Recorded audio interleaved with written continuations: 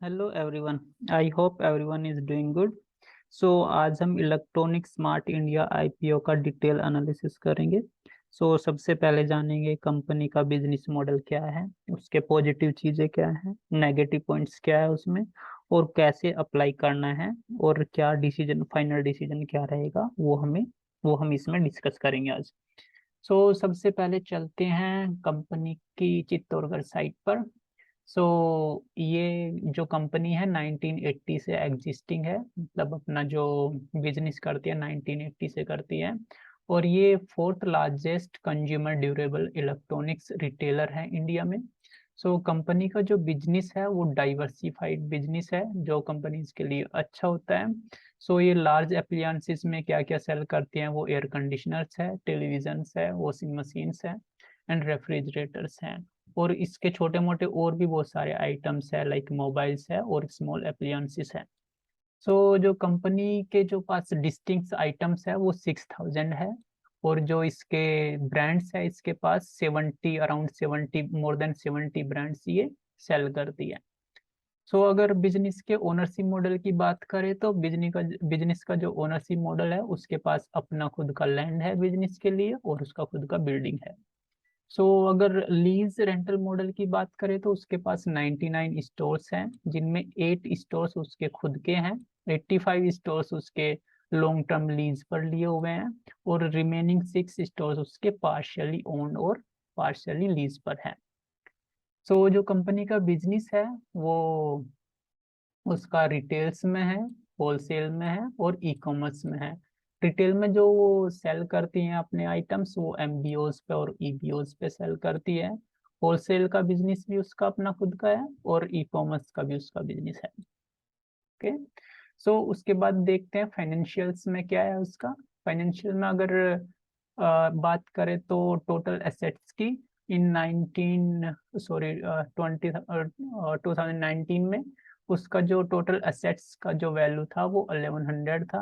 उसके बाद बढ़कर 1300 हुआ, उसके बाद 1500, उसके बाद 1800, और उसके बाद अभी 1700 है। तो ये actually every year it is increasing. ये किसी कंपनी के लिए अच्छा होता है कि उसका एसेट्स वैल्यू बढ़ रहा है।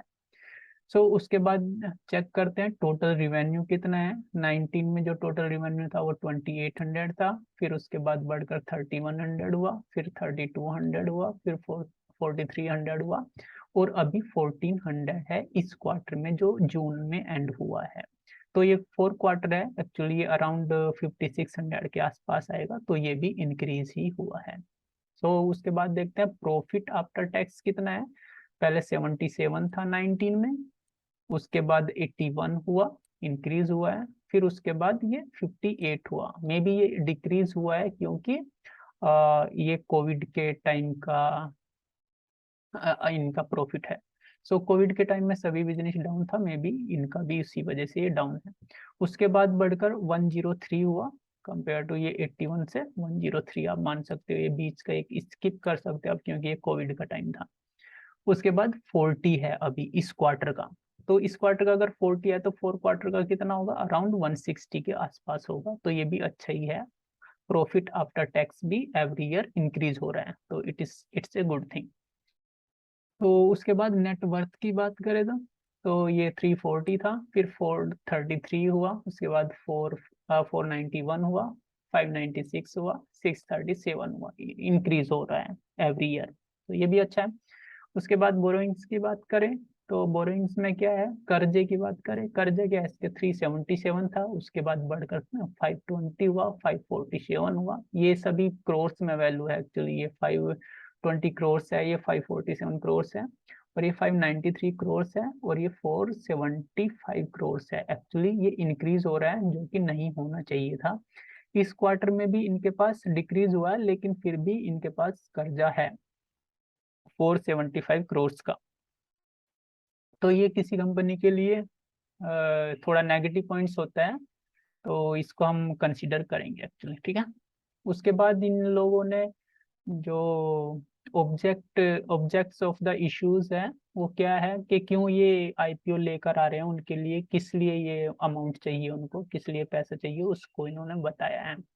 सो फर्स्ट पॉइंट उन्होंने दिया funding of capital expenditure expansion and opening of stores and warehouses. So इनको नए स्टोर्स ओपन करने हैं, वेयर हाउसेस ओपन करने हैं और कंपनी का एक्सपेंशन करना है। एंड सम इंटरनल रिक्वायरमेंट्स है, कैपिटल रिक्वायरमेंट्स, उसको पूरा करना है।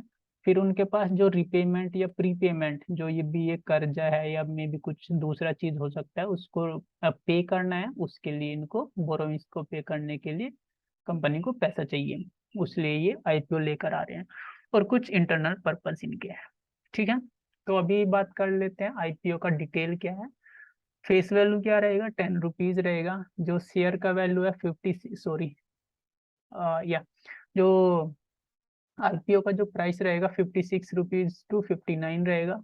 एंड नंबर ऑफ शेयर्स रहेंगे 254। और ये दोनों जगह लिस्ट होगा एनएससी एंड बीएसई पर। उसके बाद देखते हैं टाइमलाइन क्या रहेगा, टेंटेटिव डेट क्या है। 4 अक्टूबर को स्टार्ट होगा, ओपनिंग डेट है। 7 अक्टूबर को ये क्लोज हो जाएगा। और जो अलॉटमेंट होगा, बेसिस ऑफ अलॉटमेंट क्या होगा, 12 अक्टूबर। रिफंड इनिशिएट हो जाएगा 13 अक्टूबर को। और जो फाइनल जो डिमैट अकाउंट में आपके शेयर आएंगे, जिसको भी अलॉट होंगे, वो 14 अक्टूबर को आ जाएंगे। और जिसको भी शेयर्स मिलेंगे उनको जो वो सेल और बाई कर सकते हैं 17 अक्टूबर को। सो लोट साइज क्या रहेगा, रिटेल कैटेगरी में हम लोग आते हैं तो रिटेल का क्या रहेगा, मिनिमम लोट साइज लोट 1 ले सकते हैं, जिसका साइज रहेगा, नंबर ऑफ शेयर्स रहेंगे 254 और अमाउंट रहेगा ये 14,986। उसके बाद अगर मैक्सिमम खरीद सकते हैं रिटेल्स, तो वो कितने 13 लोट्स बाई कर सकते हैं। 13 लोट्स के लिए बाई अप्लाई कर सकते हैं। और 13 लोट्स में ये 3302 शेयर्स रहेगा और इतना अमाउंट लगेगा 1,94,818 रुपीज उसका अमाउंट लगेगा। एंड उसके बाद देखते हैं कि ये आईपीओ आने से पहले जो प्रमोटर्स के पास जो उनका होल्डिंग्स था वो 100% था। सो आईपीओ के बाद जो होल्डिंग्स रहेगा वो 78 ही मान सकते हैं आप। तो 78 रहेगा, इसका मतलब प्रोमोटर्स अपना होल्डिंग्स बेच रहे हैं। और उसके बाद भी 70 मोर देन ये 75 है। तो क्योंकि ये अगर उनका प्रमोटर्स के पास 75 से ज्यादा शेयर्स है, तो उनको फिर ओएफएस भी लाना पड़ सकता है। ओएफएस लाना पड़ेगा और वो 1 साल के अंदर में आएगा। तो इसमें दो चीज है ये, एक तो उनके पास कर्जा है ये 475,000 का।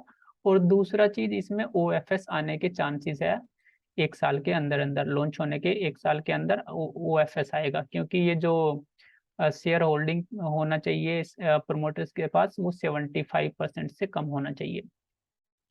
उसके बाद देखते हैं कि अभी फर्स्ट डे था, आज कितना इनका सब्सक्रिप्शन हुआ है। ओनली 1 टाइम ही सब्सक्रिप्शन हुआ है रिटेलर के लिए, रिटेल कैटेगरी में।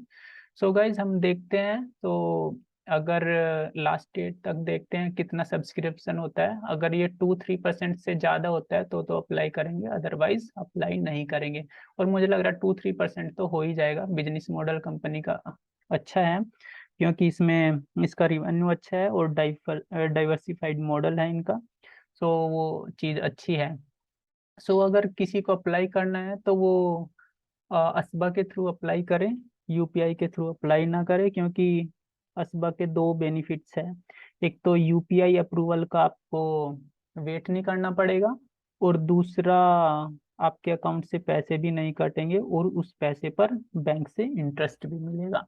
तो अगर आपको असबा के थ्रू अप्लाई करना है तो ये वीडियो रेफर कर लीजिए, मैं ऊपर इसको डिस्क्रिप्शन बॉक्स में भी डाल दूंगा और ऊपर यहाँ पे एंड स्क्रीन में भी लगा दूंगा। तो आप इस वीडियो को रेफर कर सकते हैं, how to apply IPO SME IPO using ICI bank ASBA. तो इस वीडियो को आप रेफर कर सकते हैं और कैसे असबा के थ्रू अप्लाई करना है आप कर सकते हैं। So thank you for watching this video, bye bye for now.